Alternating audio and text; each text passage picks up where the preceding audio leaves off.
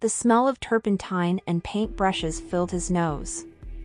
The globes of light hanging from the ceiling reminded him of a scene from a movie. They cast shadows on the canvas and illuminated the art supplies.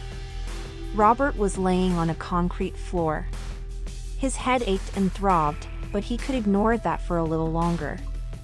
What happened? Where am I? He closed his eyes and tried to think back to the last thing he remembered. It was the gallery, setting up for the show. Raoul left because Robert was being a jerk. He remembered a noise. It sounded like glass breaking. That's it. He couldn't remember anything else. Robert looked around and saw everything he could have hoped for as an artist. He could smell the paint and minerals of the paintbrush buried deep in the oil painting in front of him, which depicted a field of sunflowers.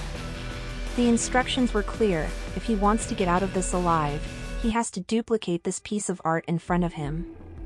Robert knew the piece before him quite well. They had studied at his art history class just last year. He could see the movement of light play over the thick brush strokes on the canvas in front of him.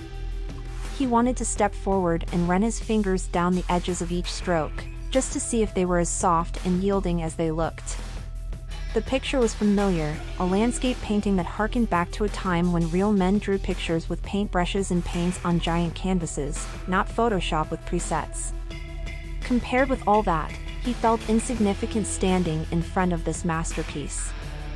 The importance of the painting was not due to the talent of the artist, but it was known to be one of the deadliest paintings on the planet.